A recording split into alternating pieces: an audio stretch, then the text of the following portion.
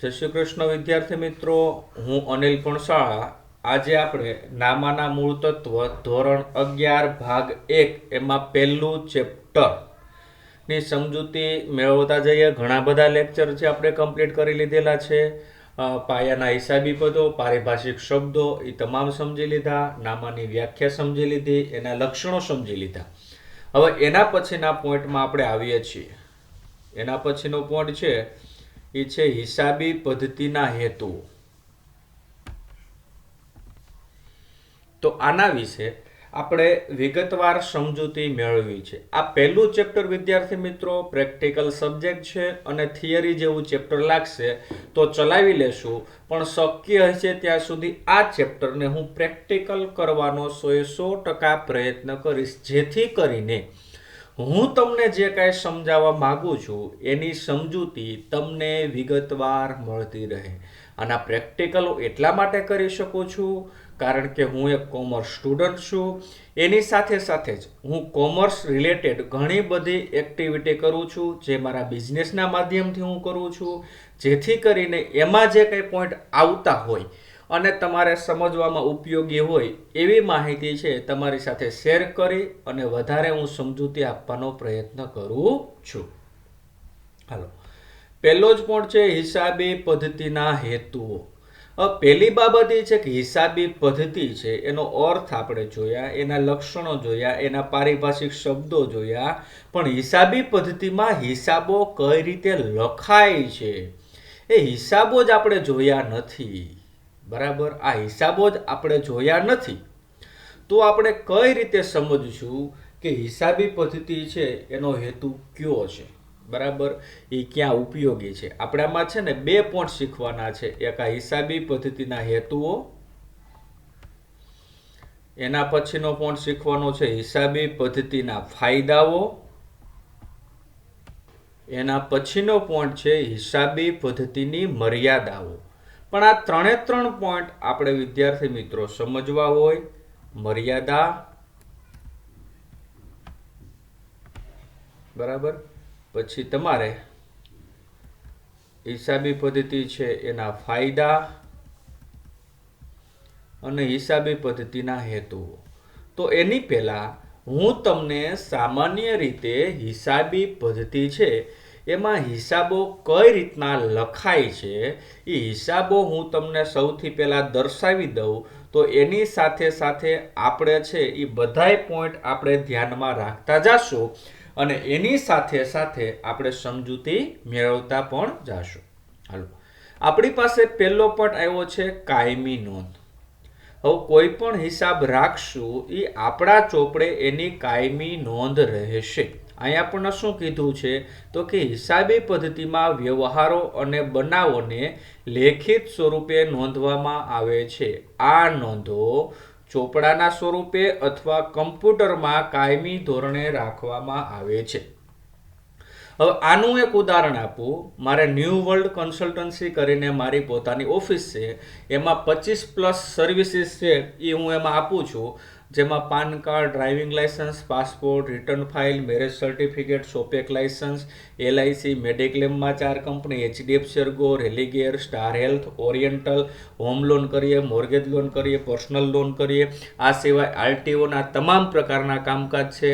એમાં નવું driving licence, કાંઈ પણ ડ્રાઇવિંગ લાયસન્સમાં ફેરફાર, તમારે RC બુક છે, તમારા નામે ગાડી ખાતે કરવી છે, પછી 2 વ્હીલનો ઇન્સ્યોરન્સ કરવો છે, 4 વ્હીલનો ઇન્સ્યોરન્સ કરવો છે. આ ટોટલ સર્વિસીસ સાથે હું સંકળાયેલો છું અને રાજકોટમાં મારું ન્યૂ વર્લ્ડ કન્સલ્ટન્સી કરીને તમે ખાલી ગૂગલમાં કે ત્યાં ખાલી નામ લખો ન્યૂ વર્લ્ડ કન્સલ્ટન્સી અથવા પાન કાર્ડ લખો એટલે ડાયરેક્ટલી મારી ઓફિસ છે એનું એડ્રેસ અને નંબર ને બધું મળી જાય છે. તો આ જે પ્રેક્ટિકલ સાથે હું સંકળાયેલો છું એમાંનો એક પોઈન્ટ છે જે મારી પાસે બલ્કમાં બહુ મોટા પાયે કામકાજ છે, એ છે રિટર્ન ફાઇલ.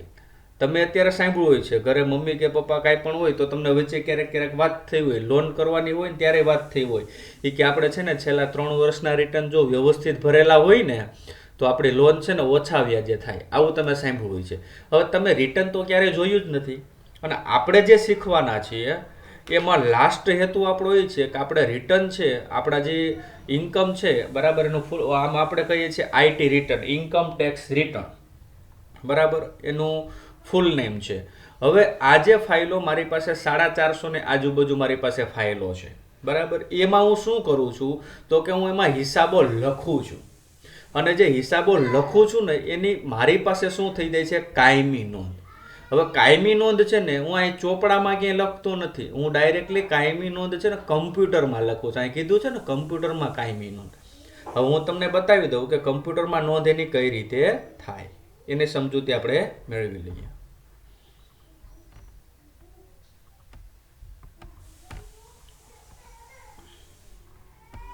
હવે જો મારી પાસે અહીંયા છે ને આઈટી રિટર્ન નામનું ફોલ્ડર છે, બરાબર. એમાં ટોટલ એને રિલેટેડ છે બધી બાબત છે એને મેં ધ્યાનમાં લઈ લીધેલી છે. પણ હવે એમાં જે હું રિટર્ન ફાઇલ ને બધું કરતો હોય એના ડેમો વર્ઝન ને બધી વસ્તુ મેં કમ્પ્લીટલી કરેલી હોય, એન્ટ્રી પાડેલી હોય, પછી એને કાયમી નોંધ માટે છે એના માટેનું મેં અલગ ફોલ્ડર બનાવ્યું છે. અહીં લખેલું છે જો ઓલ રિટર્ન ઓફ પીડીએફ. એટલે ગમે એટલા રિટર્ન ફાઇલ મારી પાસે છે એ મેં પીડીએફ સ્વરૂપે લીધા છે. અહીંથી તમે જોઈ લીજો ક્રમ, બરાબર. અહીંથી ક્રમની તમે શરૂઆત કરશો તો આ જે દરેક રિટર્ન ફાઇલ છે એ મારી પાસે કમ્પ્લીટલી છે, બરાબર. આ જે ટોટલ રિટર્ન છે એ મારી પાસે પીડીએફ સ્વરૂપે છે. આ બધી મારી પાસે ફાઇલ છે. આની હું શું કરું છું, આ મારી પાસે કાયમિક નોંધ છે. આ જે નોંધ છે એ બધી મારી પાસેની કાયમી નોંધ છે. આ જે ફાઇલ છે આ બધી મારી પાસે કાયમી નોંધ છે. હવે એમાંથી એક રિટર્નની મારે તમને સમજૂતી આપવી છે, બરાબર. એ રિટર્નમાં આપણે આગળ વધીએ.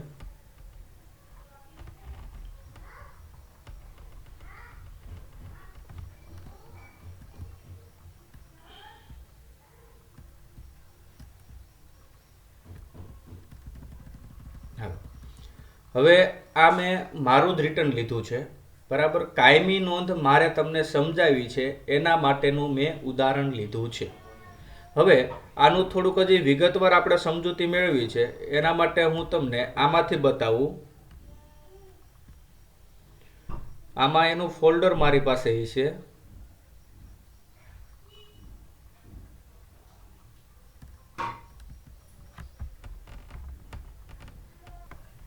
હાલો, અહીં જો 101 નંબર, બરાબર. આ મારી રિટર્ન ફાઇલ છે. હવે મારી રિટર્ન ફાઇલ મેં જો કરી છે 15-16, બરાબર, 16-17, પછી 17-18, 18-19, 19-20, અને હવે આવશે 20-21, બરાબર. આની પહેલાના ડેટા છે એ મેં અલગ જગ્યાએ સ્ટોરેજ કરેલા છે. હવે એમાંથી મેં તમને આ જે છે 16-17નું વર્ષ એનું જે ફાઇલ છે એ હું તમને પ્લે કરું છું, બરાબર. એમાંથી હું તમને સમજૂતી આપું છું. હવે પહેલાં તો આપણે અહીં જોઈ લીધું કે આ જે રહી ને અમારી પાસે આમ ગણો તો પહેલો પોઈન્ટ તમને સમજાણો. આ મારી પાસે શું થઈ, કાયમી નોંધ. કે હવે ગમે ત્યારે મારે મેં જે રિટર્ન ફાઇલ કર્યા છે, મેં જે હિસાબો રાખ્યા છે, મારે ગમે ત્યારે નોંધ જોઈએ છે તો આ નોંધ છે એ ઓપન કરીને પ્રિન્ટ કરી અને ગમે ત્યાં મારી જરૂરિયાત છે ત્યાં હું એનો ઉપયોગ કરી શકું છું. આ થઈ મારી કાયમી નોંધ.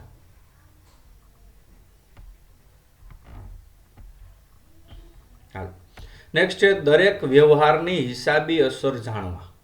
હવે આપણે ધંધો લઈને બેઠા છીએ, એમાં ધંધામાં દરેક પ્રકારના વ્યવહાર થતા હોય, બરાબર. એ સમગ્ર વ્યવહાર છે નફાકારકતા કે ધંધાની આર્થિક સ્થિતિ છે એના માટે મહત્વના હોય. હવે નફાકારકતા કીધું ને એના માટે ધંધામાં નફા નુકસાન ખાતું તૈયાર કરવામાં આવે, અને આર્થિક સ્થિતિ કીધું ને એના માટે પાકું સરવૈયું તૈયાર કરવામાં આવે. આ અંગેની હવે પછી ચર્ચા કરવામાં આવશે, પણ અત્યારે હું તમને નફાકારકતા માટેનું નફા નુકસાન ખાતું અને આર્થિક સ્થિતિ માટેનું પાકું સરવૈયું બતાવી દઉં. જો આ લખ્યું છે પ્રોફિટ એન્ડ લોસ, એટલે નફા નુકસાન ખાતું થયું. હવે ધંધામાં નફો થયો કે છે નુકસાન થયું છે એ તમને એમાંથી મળી જાય છે.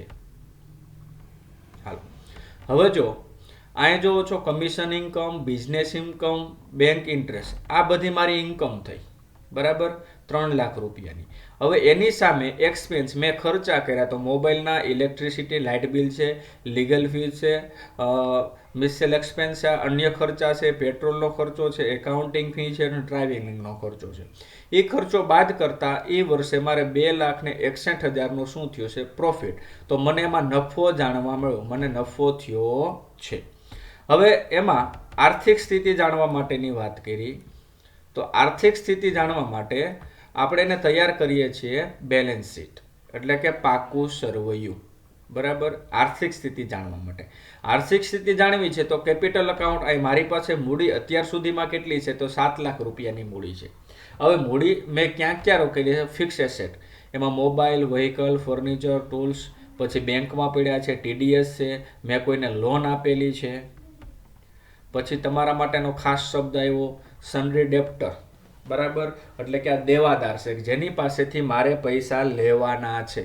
બરાબર. ડેપ્ટર એટલે દેવાદાર, જેની પાસેથી મારે પૈસા લેવાના છે અને આટલા રૂપિયા મારી પાસે રોકડા પડ્યા છે અને બંને બાજુનો સરવાળો છે આ સરખો થાય છે. આ એની સમજૂતી થઈ. બરાબર.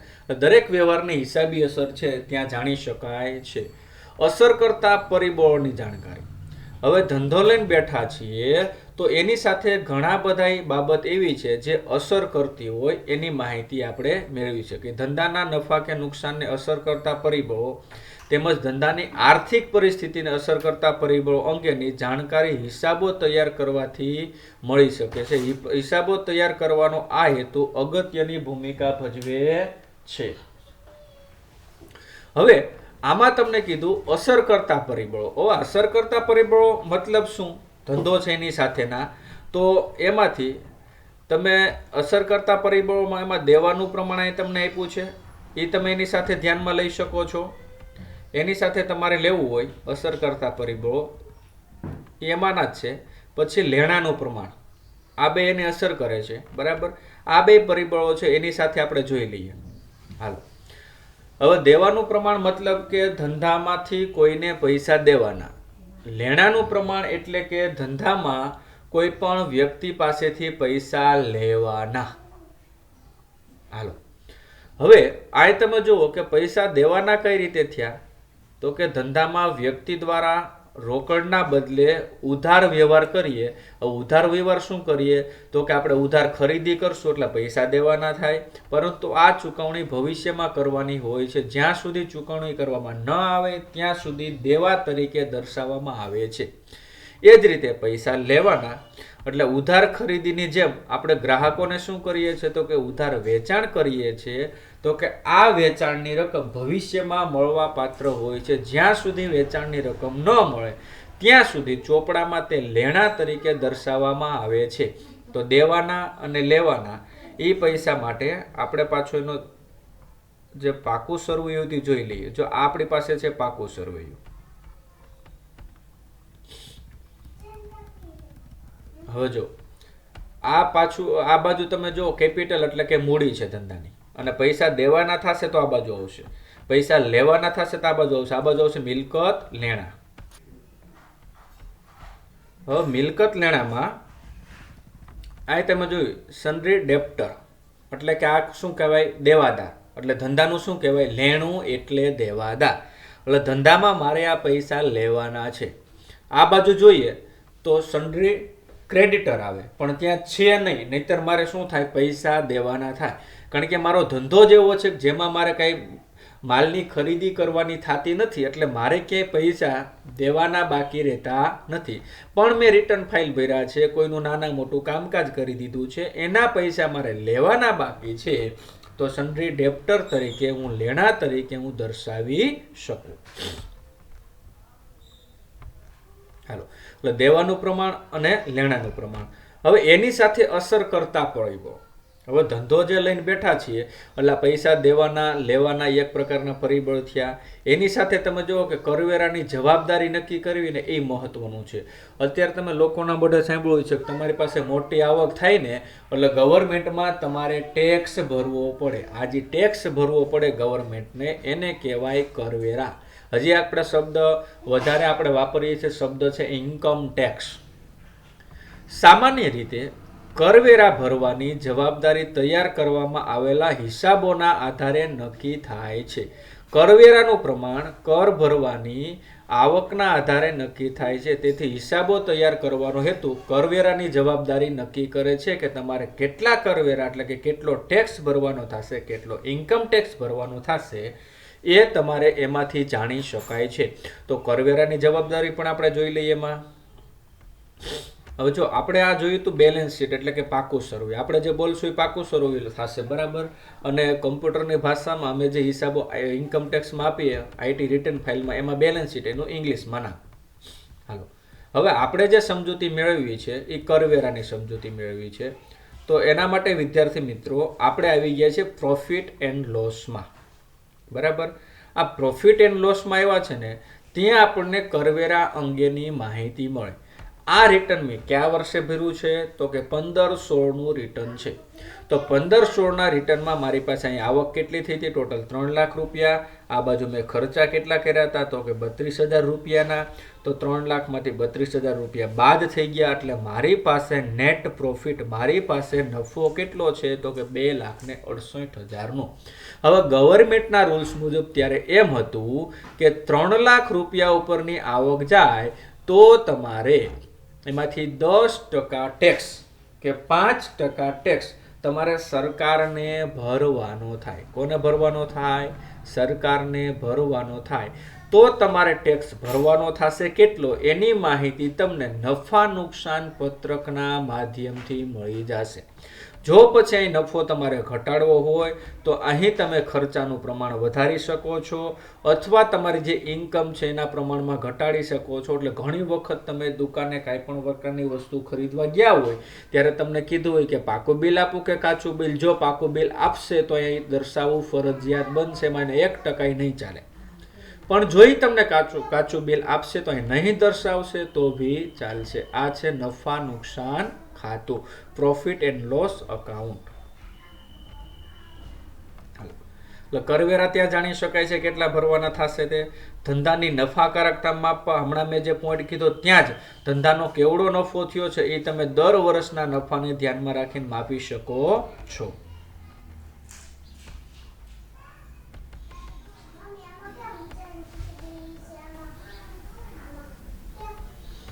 અગત્યનો પોઈન્ટ આપણી પાસે આવી રહ્યો છે. 9મો પોઈન્ટ છે ભૂલો અને છેતરપિંડી શોધવા અને રોકવા.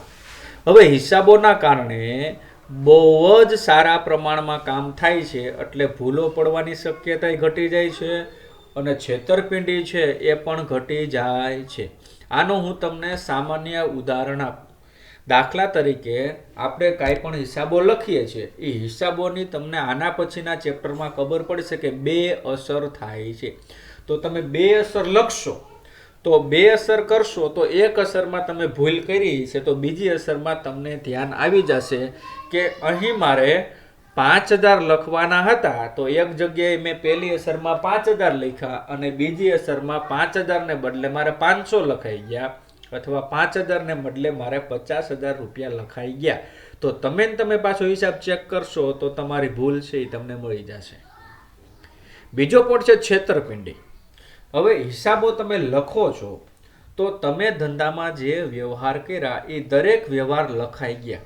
હવે સવારમાં તમે ગયા તો કેશ કાઉન્ટરમાં તમે જોઈ લીધું કે મારા ગલ્લામાં પાનનો ગલ્લો હોય તો હોય, ધંધો હોય તો એમાં કાઉન્ટર હોય, કેશ કાઉન્ટર હોય, એમાં તમારી પાસે 5,000 રૂપિયા પડ્યા છે. હવે આખા દિવસ દરમિયાન જેટલું તમે વેચાણ કરશો એના જેટલા રૂપિયા મળશે તમને એનું તમે બિલ બનાવતા જશો. કોઈ વેપારી એવા છે તો વેપારી પાસેથી તમે માલ સામાન પાછો ખરીદો છો તો ખરીદી અને પૈસા ચૂકવશો તો એની પાસેથી પાછું બિલ લઈ લેશો. તો જેટલા રૂપિયા આવ્યા જેટલા રૂપિયા ગયા એ બંનેના બિલનો તમે ટોટલ કર્યો, આવક જાવક કર્યો અને તમારા કાઉન્ટરમાં પડ્યા તો એ પૈસાને તમે ટેલી કર્યા. હવે જો પૈસામાં ફેરફાર જોવા મળશે તો તમને તરત જ ખબર પડી જશે કે આમાં ક્યાંક ભૂલ રહેલી છે. એટલે ઓન ધ સ્પોટ તમને ભૂલ છે હિસાબો લખો છો એના કારણે મળી જશે. પણ છેતરપિંડી કઈ રીતે થાય? દાખલા તરીકે તમે કોઈ એકાઉન્ટન્ટ છે, કોઈ મહેતાજી છે ને કામ કરવા માટે તમે સોંપેલું છે, બરાબર, એના કારણે કઈ છેતરપિંડી કરવાની ગણતરી હોય તો એ કરી શકશે નહીં, કારણ કે હિસાબોમાં જે બોલે છે એ પ્રમાણે હિસાબ આપવા કમ્પલસરી છે. હજી છે એમાં કે નાણાકીય ભૂલો અને ગુનાઓ અંગેની જાણકારી તૈયાર થયેલ હિસાબોને તપાસના આધારે મેળવી શકાય છે. આવી કોઈ પણ અનિચ્છનીય ઘટનાઓને રોકવામાં હિસાબી પદ્ધતિ મદદરૂપ થાય છે. હિસાબી પદ્ધતિ પરોક્ષ રીતે અંકુશ રાખે છે. હાલો નેક્સ્ટ અગત્યના પોઈન્ટમાં ડિસ્કસ કરીએ તો એ મહત્વનો પોઈન્ટ આપણી પાસે છે હિસાબી પદ્ધતિના ફાયદા. હવે મેં તમને અગાઉ જે હિસાબી પદ્ધતિ કઈ રીતે રાખવાની છે, એનો હેતુ શું છે, આપણે ક્યાં ક્યાંનો ઉપયોગ કરી શકીએ છીએ, પોઈન્ટ જોયા. તો એ જ અમુક પોઈન્ટ જે હેતુ છે એ જ એના ફાયદા ગણાય. એવા ઘણા બધા પોઈન્ટ છે એ આમાં આપણે રિપીટ રિવિઝન થઈ જશે. હાલો શું ફાયદો થાય તો અત્યારે હું જે રિટર્ન ફાઇલ મારે 450 ની આજુબાજુ પહોંચી, બરાબર, રાજકોટ આવ્યો એના મારે 5 વર્ષ થયા, 6ઠું વર્ષ મારું ચાલુ થયું. પહેલા વર્ષે મારી પાસે મેં લગભગ દિવાળી પછી મારી ઓફિસ છે એ શરૂ કરી હતી, ત્યારે મારી પાસે પહેલા વર્ષે 12 ફાઇલ હતી અને બાકીના 4 વર્ષમાં મેં 450 સુધી હું ફાઇલ લઈ ગયો. તો મેં કયો પોઈન્ટ ધ્યાનમાં લીધો તો આમાંનો આ પહેલો પોઈન્ટ મેં ધ્યાનમાં લીધો, હિસાબી માહિતીની ઉપલબ્ધતા. હવે હિસાબી માહિતીની ઉપલબ્ધતા મતલબ શું તો કે કાંઈ પણ પ્રકારની તમારે લોન લેવી છે, અહીં લખ્યું છે માલિકને બેંકમાંથી લોન લેવાની હોય તો આ તૈયાર થયેલ હિસાબી માહિતી બેંકમાં રજૂ કરીને પોતાના ધંધાની સ્થિતિ દર્શાવીને લોન પ્રાપ્ત કરી શકે છે. હવે આ પોઈન્ટ છે એના માટે જ અત્યારે કોઈ પણ વ્યક્તિ છે એને હું મળું છું, એમાં એક જ વસ્તુ એની સાથે હું ડીલ કરું, એની સાથે એક જ બાબતની હું વાત કરું. હાલો તમે શું ધંધો કરો છો? Okay right. હાલો તમે રિટર્ન ફાઇલ ભરો છો કે નથી ભરતા? નથી ભરતા. હાલો કાંઈ વાંધો નહીં, રિટર્ન ભરવાની કાંઈ જરૂરિયાત નથી, તમારે ભવિષ્યમાં કોઈ દી કંઈ લોન લેવાની નહીં થાય.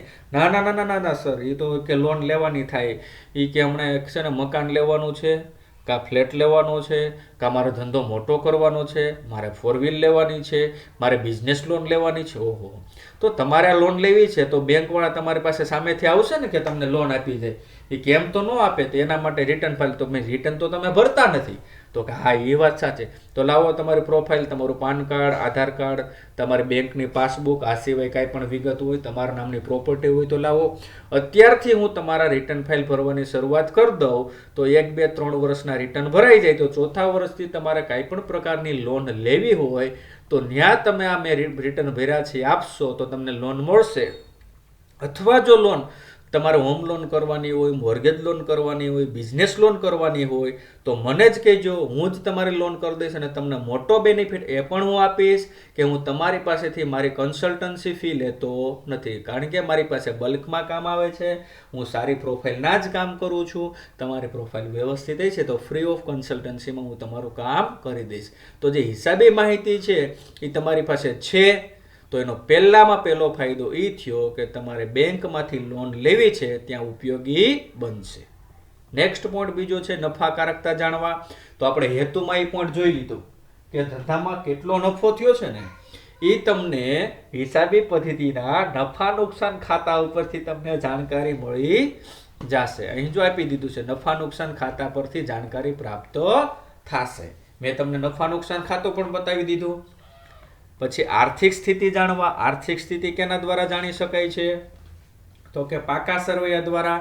એ મેં તમને મારું બેલેન્સ શીટ પણ બતાવ્યું કે જેના દ્વારા ધંધાની આર્થિક સ્થિતિ કઈ રીતે, તો હજી થોડુંક એમાં ડીપમાં જઈએ અને થોડીક વ્યવસ્થિત સમજૂતી આપી દઈએ. આ પ્રોફિટ એન્ડ લોસ છે, એના પછીનું આપણી પાસે આવે છે, બરાબર, આ બેલેન્સ શીટ એટલે કે પાકું સરવૈયું. જો દરેક પેજમાં છે ને જો નામ, એડ્રેસ, આ બધી વસ્તુ આવશે.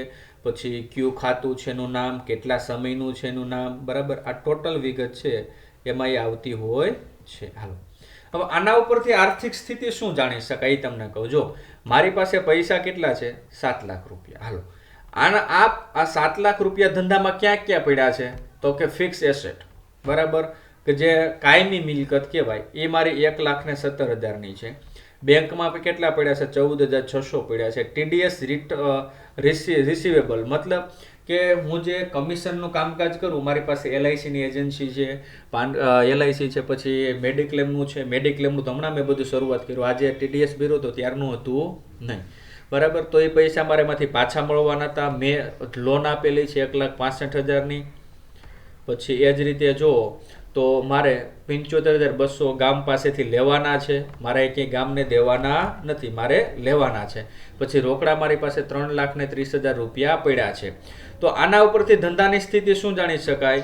તો કે આ પાર્ટીને લોન અપાય, કારણ કે આ પાર્ટીની જે મૂડી છે એ બધી ઇન્વેસ્ટમેન્ટ કરેલી છે, દરેક જગ્યાએ પડી છે, પણ આ બાજુ એને ક્યાંય પૈસા દેવાના નથી.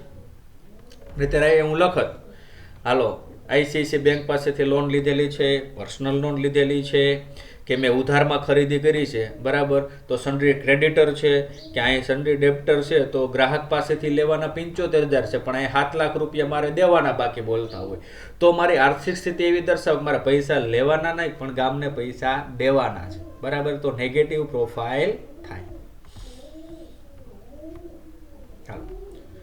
આર્થિક સ્થિતિ કરવેરાનું આયોજન છે એ આપણે આગલા પોઈન્ટમાં શીખી ગયા. એ જ પોઈન્ટ આમાં છે કરવેરા માટે.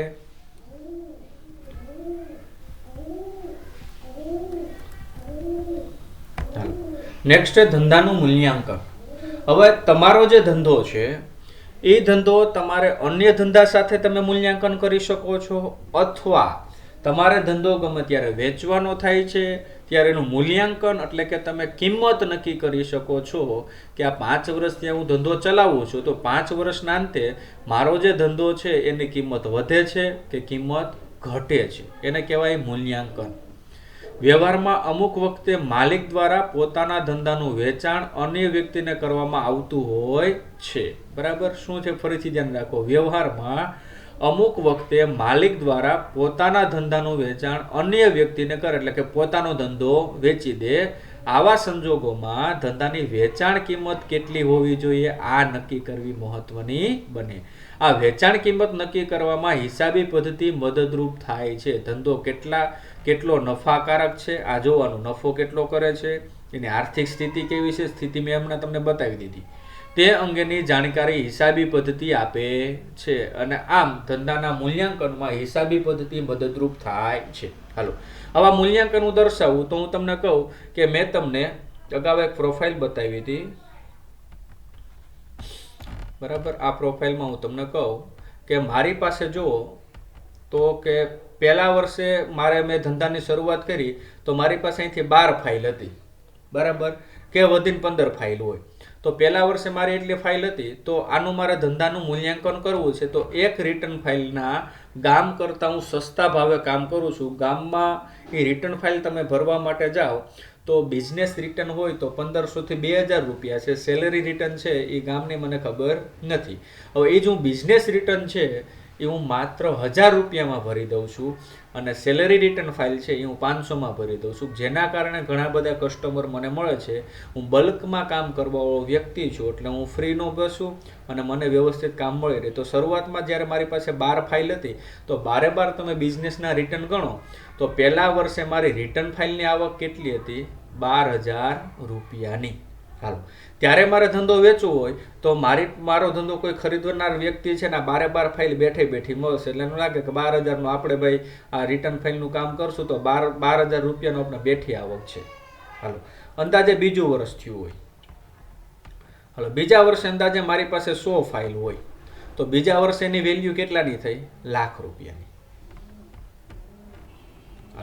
ત્રીજા વર્ષે મારી પાસે 200 ફાઇલ હોય, હાલો ઇન્કમ ટેક્સની ત્રીજા વર્ષે મારી પાસે આમાં 200 ફાઇલ હોય તો મારી વેલ્યુએશન કેટલાની થઈ?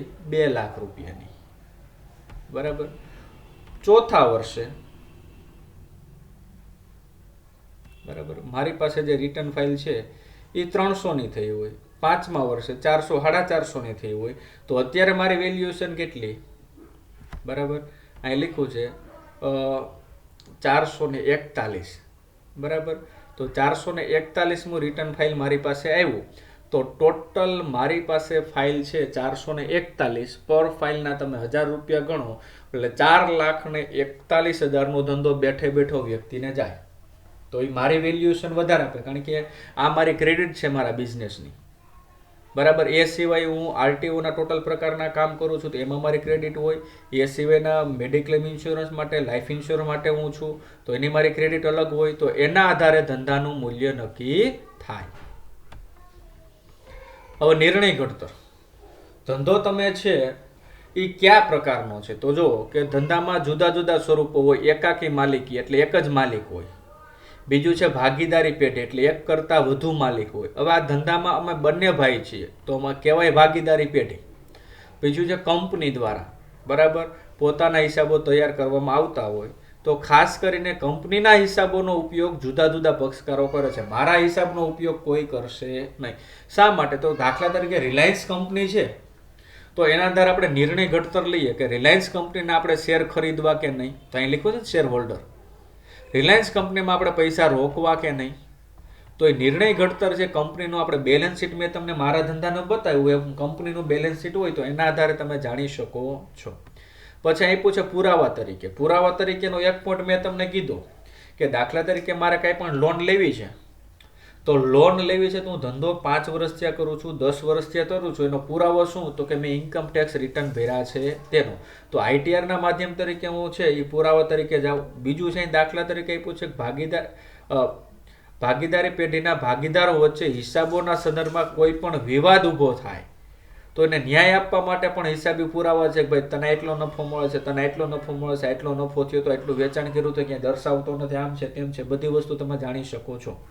અને ભૂતકાળની કામગીરી સાથે તુલના જે હમણાં મેં તમને કીધી હતી કે પહેલા વર્ષે મારી પાસે 12 ફાઇલ હતી, બીજા વર્ષે 100 ફાઇલ થઈ હોય, ત્રીજા વર્ષે 150-200 ફાઇલ થઈ હોય, એમ કરતાં કરતાં 5 વર્ષના અંતે મારી પાસે 450ની આજુબાજુની ફાઇલ છે. તો એ આગળની કામગીરી માટે છે એમાં હિસાબો છે એનો ઉપયોગ કરી લઉં છું. નેક્સ્ટ છે નૈતિક અંકુશ. તમે જે હિસાબો રાખો છો તો હિસાબો વ્યવસ્થિત રાખતા છો તો એમાંથી કોઈ પણ કર્મચારી છે કંઈ પણ નાણાંની ઉચ્ચાપત એટલે કે ચોરી કરશે નહીં. હિસાબો લખવામાં આવે છે તે પુરાવા તરીકે ઉપયોગમાં લેવામાં આવે છે. તેથી કર્મચારીઓ દ્વારા કોઈ પણ પ્રકારની નાણાકીય ઉચ્ચાપત એટલે કે ચોરી કરવા અંગેની આવશ્યકતા રહેતી નથી. એટલે એ ઘટી જાય છે. પોતે કાંઈ કરશે નહીં કારણ કે હિસાબમાં લખાઈ જશે એટલે પોતાથી કંઈ ફેરફાર થઈ શકશે નહીં. અને હિસાબી પદ્ધતિ પણ કર્મચારી ઉપર નૈતિક અંકુશ રાખે છે. નેક્સ્ટ છે સુધારાત્મક પગલાં. કાંઈ આપણી ભૂલ થઈ હોય તો હિસાબોમાં લખાઈ ગયું પછી બીજી વખત વાંચતા હોય ત્યારે ખબર પડે લે આ તો 5000નું બિલ હતું, મેં ભૂલમાં 500 રૂપિયા જ લખ્યા છે. આ 5000નું બિલ હતું ભૂલમાં મેં 50000 લખી નાખ્યા છે. તો એ સુધારાત્મક પગલાં પણ તમે લઈ શકો છો. અહીં સુધી આપણે લેક્ચરમાં રાખશું. નેક્સ્ટ લેક્ચર છે હિસાબી પદ્ધતિની મર્યાદાથી શરૂઆત કરશું.